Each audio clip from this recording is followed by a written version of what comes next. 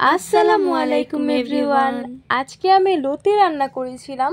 আমি যেভাবে রান্না করেছিলাম সেভাবে রান্না করলে কিন্তু একদমই গলায় ধরবে না। তো প্রথমে আমি এখানে কিছু লতি ভাপ দিয়ে নিয়েছি, আর লতিগুলো কিন্তু আমাদের গাছের। তো প্রথমেই আমি এখানে কিছু পেঁয়াজ কুচি নিয়ে নিয়েছি। আমি তেল দিতে ভুলে গিয়েছিলাম, এখন আমি আবার তেল দিয়ে নিব এখানে।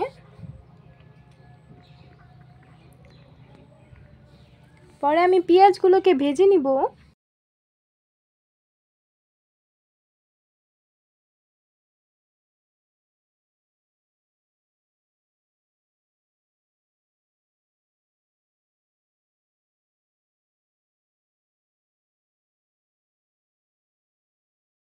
এখন আমি এটার মধ্যে আদা রসুন বাটা দিয়ে নিচ্ছি। 1 চা চামচ পরিমাণে আমি আদা রসুন বাটা দিয়ে নিচ্ছি এখানে। দেখতে পাচ্ছেন আদা রসুন দেওয়ার পরে কেমন করে ছিটিমিটি আসতেছিল। এরপর একটু পানি দিয়ে নিয়েছি। হ্যাঁ,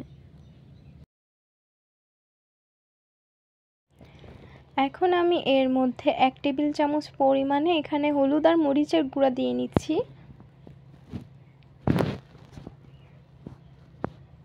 আপনারা কিন্তু আপনাদের পরিমাণ মতো দিবেন।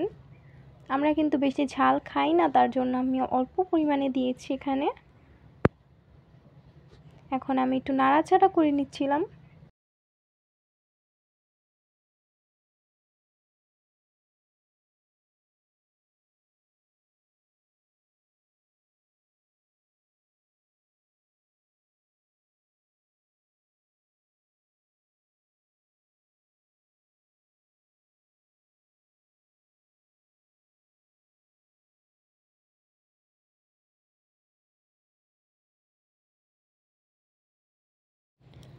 এখন আমি এর মধ্যে এখন আমি এখানে 1 টেবিল চামচ লবণ দিয়ে নিচ্ছি। আপনারা আপনাদের পরিমাণ মতো লবণ দিবেন। এরপর আমি এটা মিক্সড করে নিচ্ছি। লবণটা দেখতে পাচ্ছেন আমি মিক্সড করে নিয়েছি।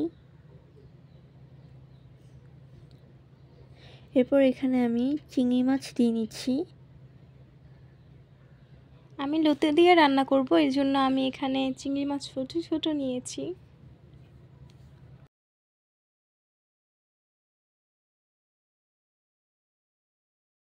এখন আমরা এখানে মরিচ দিয়ে দিব। মরিচ দিয়ে একটু নাড়াচাড়া করে নিচ্ছি। মরিচগুলো কিন্তু আমাদের গাছের মরিচ। হ্যাঁ, আমাদের সব মরিচ কিন্তু আমাদের গাছের।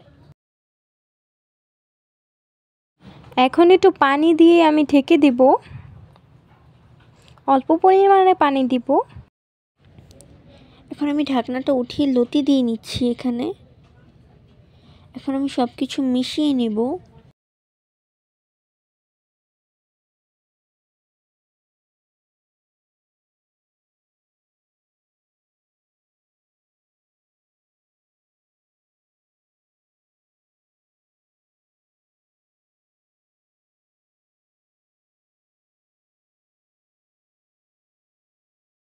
এখন এখানে আমরা ভালো করে নেড়ে নিচ্ছিলাম। তারপরে এখানে আমি কিছু বিলাতি ধনিয়া পাতার কুচি দিয়ে দিব।